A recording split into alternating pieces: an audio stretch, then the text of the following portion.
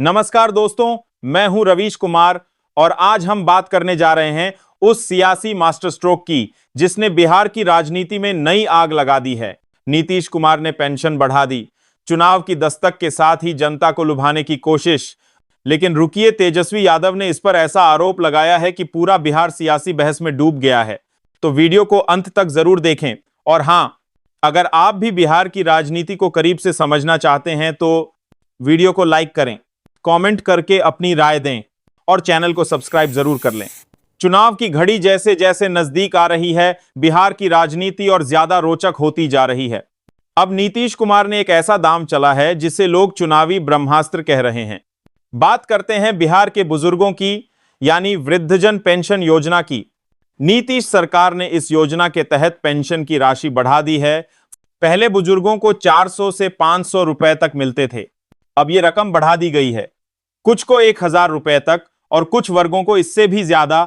सरकार का दावा है यह लोक कल्याण है, गरीबों के सम्मान का प्रतीक है, जनता के हित में लिया गया बड़ा फैसला है। लेकिन सवाल यह है, क्या यह लोक कल्याण है या चुनावी हथकंडा? अब आते हैं विपक्ष के बड़े चेहरे पर, तेजस्वी यादव। उन्होंने इस स्कीम को लेकर जबरदस्त हमला बोला है।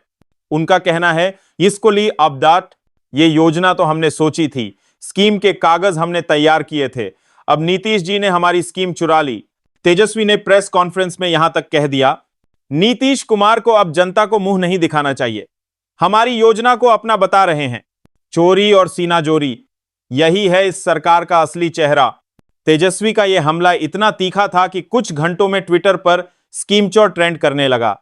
अब जनता पूछ रही है, क्या वाकई नीतीश सरकार ने प्लान चुराया या फिर यह सिर्फ चुनावी ड्रामा है? आइए जानने की कोशिश करते हैं कि असली कहानी क्या है। जब आरजेडी और जेडीयू एक साथ थे, यानी महागठबंधन सरकार थी, उस वक्त सामाजिक सुरक्षा पेंशन को लेकर प्लान तैयार किया गया था। फाइलों पर चर्चा हुई थी, मीटिंग्स भी हुई थी।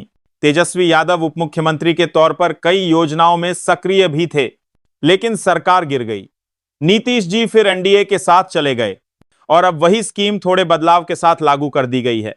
अब सवाल यह उठ रहा है, योजना बनाने वाला असली मालिक कौन? क्या पब्लिक वाकई इस बहस में रुचि रखती है या फिर उसे सिर्फ पेंशन मिलने से मतलब है? आप क्या सोचते हैं? कमेंट बॉक्स में जरूर बताइए। राजनीतिक पंडितों का मानना है, नीतीश कुमार जानते हैं कि उनका जनाधार कमजोर हुआ है। ईबीसी, ओबीसी, बुजुर्ग वर्ग को खुश करना बेहद जरूरी है, इसीलिए सामाजिक सुरक्षा पेंशन को लेकर बड़ा ऐलान किया गया।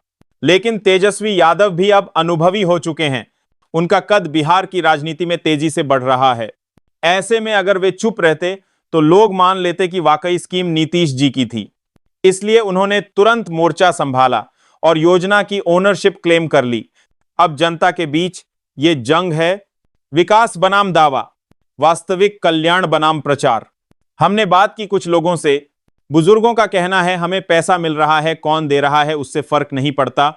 युवाओं का कहना है राजनीति में सब टाइमिंग का खेल है। महिलाएं कहती हैं जो काम करे वही नेता अच्छा। इसका मतलब साफ है, जनता को विकास चाहिए, उन्हें बहस नहीं, राहत चाहिए। लेकिन चुनाव में इन स्कीम्स का क्या असर पड़ेगा?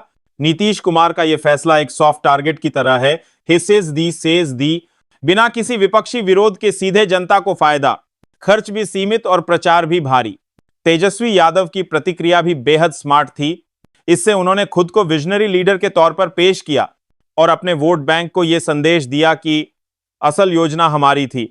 अब मुकाबला दिलचस्प हो गया है। दोस्तों, अब हम आपसे पूछते हैं, क्या आपको लगता है कि नीतीश कुमार ने चुनाव को ध्यान में रखकर यह स्कीम लागू की है?